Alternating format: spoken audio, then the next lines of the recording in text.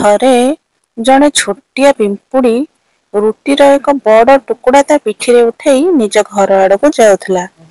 ଠିକ୍ ସେହି ସମୟରେ ଉପରୁ ଗୋଟେ ପତଙ୍ଗ ତାକୁ ଦେଖି ତା ପାଖକୁ ଆସିଲା ଏବଂ ପିମ୍ପୁଡ଼ିକୁ କହିଲା, ମୁଁ ପ୍ରତିଦିନ ଦେଖୁଛି ତୁ ବହୁତ କଷ୍ଟ କରୁଛୁ।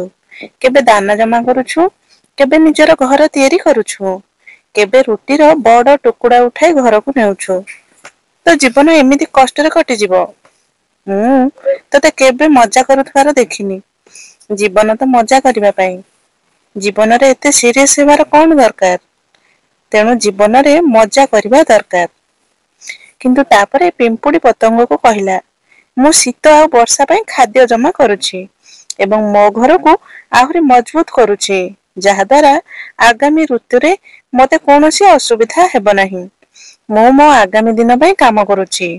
ମୁଁ 4 ମାସ କଷ୍ଟ କରିବି, କିନ୍ତୁ ଆସନ୍ତା 8 ମାସ ଆରାମରେ ମଜା କରି କାଟିଦେବି।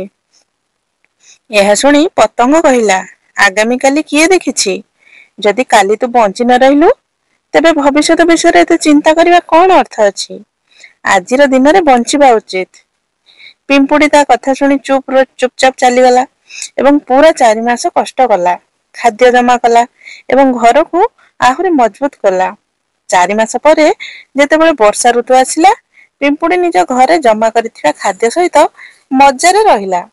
କିନ୍ତୁ ଯେଉଁ ପତଙ୍ଗ ଆଜିର ଦିନରେ ବଞ୍ଚିବାର ଉପଦେଶ ଦେଉଥିଲା, ସେ ବର୍ଷାରେ କୋଉଠି ଯାଇପାରୁ ନଥିଲା। ତା ପାଖରେ ଖାଇବାକୁ କିଛି ନଥିଲା ଏବଂ ଗଛରେ ମଧ୍ୟ ବସି ପାରୁ ନଥିଲା।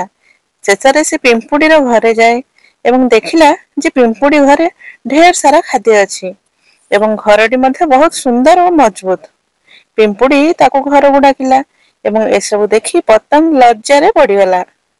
ବନ୍ଧୁଗଣ, ଏହି କାହାଣୀରୁ ଆମେ ଏହି ଶିକ୍ଷା ପାଇଲୁ ଯେ ମଜା କରିବା ନିହାତି ଦରକାର, କିନ୍ତୁ ଆଜି କାମ କରି ନିଜର ଭବିଷ୍ୟତକୁ ଉଜ୍ଜଳ କରିବା ଜରୁରୀ। 20ରୁ 25 ବର୍ଷ ବୟସ ହେଉଛି ସେହି ସମୟ ଯାହା ତୁମର ବାକି ଜୀବନକୁ ନିର୍ଦ୍ଧାରଣ କରିଦିଏ।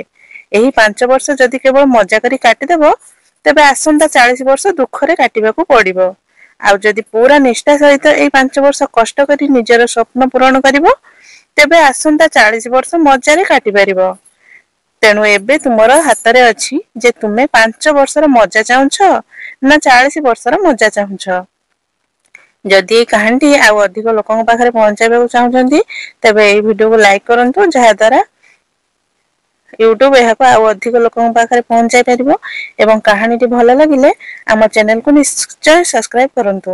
ପୁଣି ଥରେ ଏପରି ଏକ ସୁନ୍ଦର କାହାଣୀ ସହିତ ଭେଟ ହେବ। ରହୁଛି, ଜୟ ଜଗନ୍ନାଥ।